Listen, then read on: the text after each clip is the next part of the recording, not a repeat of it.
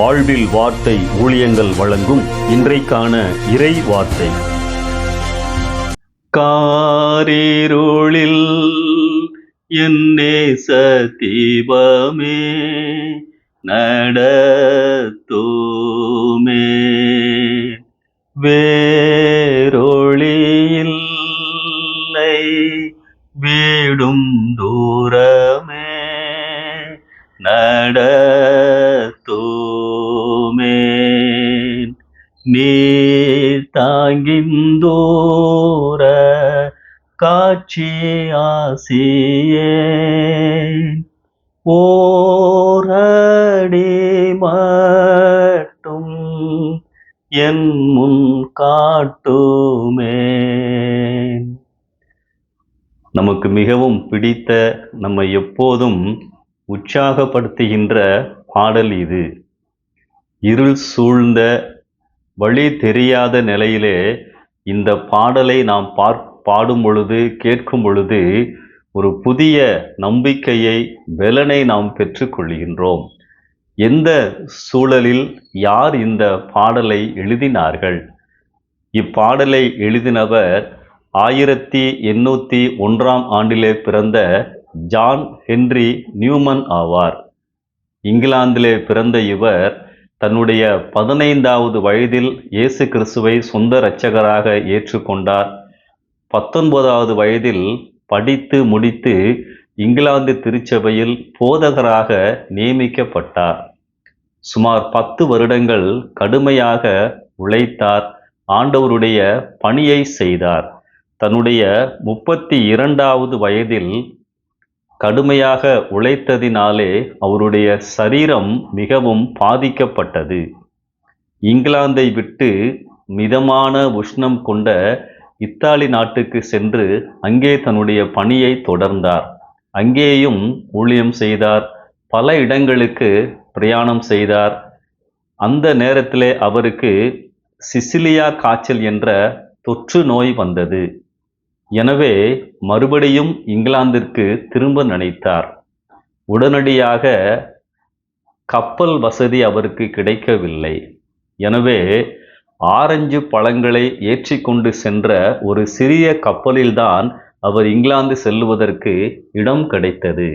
அதிலே அவர் பயணப்பட்டார். ஆனால் சரியான காற்று இல்லாததினாலும் மூடு பனியினாலும் அந்த கப்பல் முன்னேற முடியாமல் அடிக்கடி பல நாட்கள் நங்கூரம் விட்டு கடலிலேயே நின்று கொண்டிருந்தது. கடுமையான மூடு பனியினாலே அவர் பாதிக்கப்பட்டார். ஒரு இக்கட்டான சூழ்நிலையிலே கப்பலுக்குள் இருந்த பொழுதுதான் இந்த பாடலை அவர் எழுதினார். வழிகாட்டும் ஆண்டவரே என்று சொல்லி. இன்றைக்கும் அந்த பாடல் உலகிலே இருக்கின்ற பலருக்கு உற்சாகத்தை கொடுக்கின்ற விதமாக இருக்கின்றது. 1வது சரணத்தில் இந்த கடினமான வழியில்லாத சூழலில் ஆண்டவரே என்னை வழி நடத்தும் என்று அவர் பாடுகிறார். 2வது சரணத்தில் தன்னுடைய இளமை கால வாழ்க்கையை, பாவ வாழ்க்கையை நினைத்து பாவ மன்னிப்பிற்காக மன்றாடுகிறார். 3வது சரணத்திலே இதுவரை என்னை நடத்தின தேவன் தொடர்ந்து என்னை நடத்தும் ஆண்டவரே, ஒரு நாளிலே என்னுடைய நேசரை நான் காண்பேன் என்ற நித்திய தரிசனத்தோடு இந்த பாடலை அவர் எழுதியிருப்பதை நாம் அறிந்து கொள்ள வேண்டும். இந்த பாடல் எழுதினதற்கு பிறகு சுமார் 57 வருடங்கள் ஆண்டவருக்காக ஊழியம் செய்து தன்னுடைய 89வது வயதிலே கர்த்தருக்குள் நித்திரை அடைந்தார்.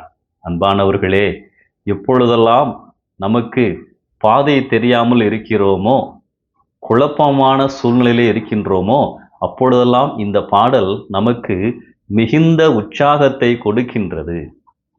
கண்களை மூடி அமர்ந்து ஆண்டவருடைய பிரசன்னத்திலே இந்த பாடலை நீங்கள் பாடி பாருங்கள். ஆண்டவருடைய தொடுதலையும் அவர் தருகின்ற நம்பிக்கையையும் கண்டிப்பாய் நாம் உணர முடியும்.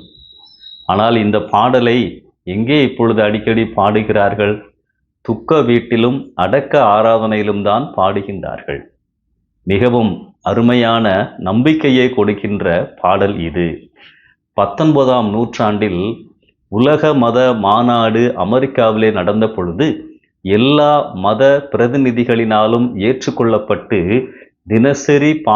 தினசரி இந்த பாடல் அங்கே பாடப்பட்டது.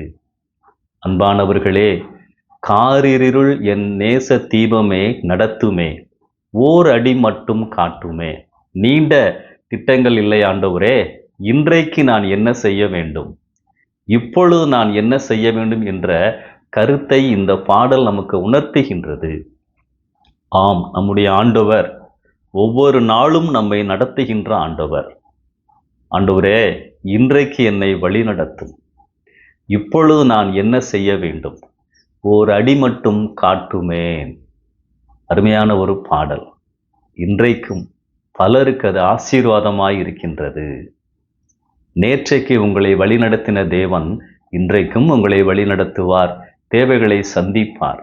நம்பிக்கையோடு இந்த நாளை ஆரம்பியுங்கள். ஆமென்.